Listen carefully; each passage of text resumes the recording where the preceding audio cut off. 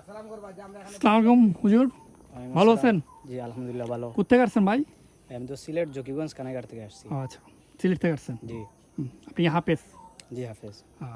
আচ্ছা, আপনাদের সিলেট সুন্দর নাকি হচ্ছে সীতাকুণ্ড সুন্দর? কেমন লাগছে একটু পার্থক্য ভাই সিলেটের পার্থক্য জায়গায় করেন। সিলেট সুন্দর, ওই জায়গার সুন্দর সুন্দর যেটাও আছে সুন্দর না এমন না, হুম। ওই জায়গাটা অনেক সুন্দর।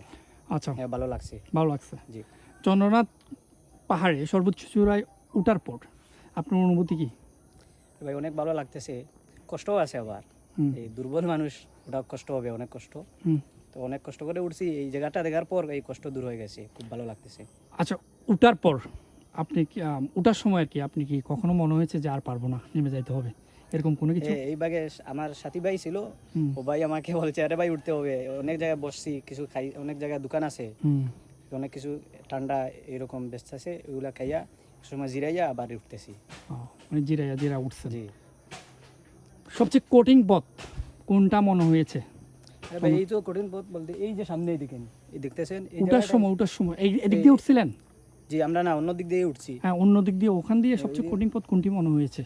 তো অনেক সময় দেখা যায় যে সিঁড়ি আছে, এগুলো এরকম সিঁড়ি নাই, এই মাটি ডাইরেক্ট, তো ওই সময় এই হাঁটুতে দড়ি ডালায়। আচ্ছা, আপনার একটা জীবন সংগ্রামের সাথে চন্দ্রনাথ পাহাড়ের উঠার সংগ্রাম তুলনা করলে মানে আপনার মাথায় কোনটি আসবে? ভাই সংগ্রাম, জীবন সংগ্রাম তো ঠিক আছে, এটা অন্য জিনিস, এটা আর কি নিজের ইচ্ছায়, নিজের স্বপ্ন আর কি। আমার এই জায়গায় আসা এটা আমার নিজের স্বপ্ন। হুম। এই জন্য স্বপ্নের কারণে যেই জিনিসটা নিজের কাছে ভালো লাগে, ওইটা যত কষ্ট হোক নিজের কাছে ভালো লাগলে ওটা কষ্টটা তেমন মনে হয় না। মনে হয় না? জি আচ্ছা, সব মিলিয়ে ভালোই লাগতেছে। আপনার গার্লফ্রেন্ড কিংবা হচ্ছে প্রেমিকা কিংবা ভাই। বন্ধু, এদের উদ্দেশ্যে আপনি কি বলবেন? চন্দ্রনাথ বন্ধু আমার এক গার্লফ্রেন্ড কথায়। বলতে নাই, বন্ধুদেরকে বলবো। হুম। ওদেরকে বলছিলাম আসার সময়, তো ওরা বলে যে বিভিন্ন অজুহাত দেখায়। আমি বলবো আরে ভাই এই বাংলাদেশে কত কিছু আছে, আপনারা দেখতে হলে ঘর থেকে বের হতে হবে, অনেক আনন্দ হুম। এই জীবনে শেষ হয়ে যাবে, অনেক বৃদ্ধ বয়সে এই পাহাড়ে ওঠার মন চাইলেও পারবেন না। এখনই সময়, এই যে শরীরে এনার্জি, হুম। এটা বৃদ্ধ হলে আপনার থাকবে না। এই সময় অনেক টাকা টাকা, অনেক মানুষ টাকার জন্য বের হয় না। হুম। আরে ভাই টাকা কোনো বিষয় না, টাকা অনেক কামাইবে, হুম। টাকা অনেক জো করতে পারবে, কিন্তু টাকা সামান্য নিয়েই বের হলে হয়। খুব ভালো হয়েছে। আচ্ছা, এরপর ওখানে চন্দ্রনাথ পাহাড়ে ওঠার পর জি আপনার আল্লাহর প্রতি কি শুকরিয়া মানে শুকরিয়া আদায় করেছেন? যে জি আল্লাহ- অবশ্যই, আমি তো হাঁটার সময় বলতেছি যে আল্লাহ কত কিছু যে সৃষ্টি করছে, এটা না বের হলে দেখা যাবে না। হুম। অনেক সুন্দর, অনেক মানুষই, আমি না অনেক মানুষই আলহামদুলিল্লাহ আল্লাহ আকবারই বলতেছে। হুম। আচ্ছা, আবার যদি আসতে চান, জি আবার যদি সুযোগ পান, জি চন্দ্রনাথ পাহাড়কে বেছে নেবেন নাকি সমুদ্র? আমি গেছে কালকেই সমুদ্র থেকে আসছি। হুম।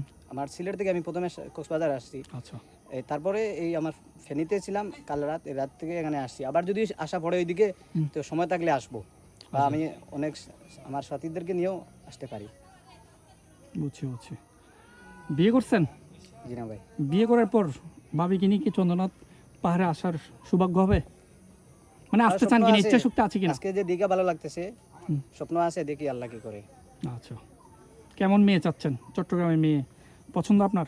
না না আমাদের সিলেটের মেয়ে ভালো। সিলেটের মেয়ে না? জি আপনার কাছে সিলেট সুন্দর নাকি চট্টগ্রাম? এই চট্টগ্রাম তো এটা সুন্দর আছে, সিলেটও সুন্দর, যার যারি জায়গা থেকে যার যারি ঠিকই সুন্দর। সিলেট থেকে সিলেট সুন্দর, এটাও সুন্দর। আচ্ছা হুজুর, অনেক সুন্দর করে বলছেন, ধন্যবাদ আপনাকে। আচ্ছা ভাই।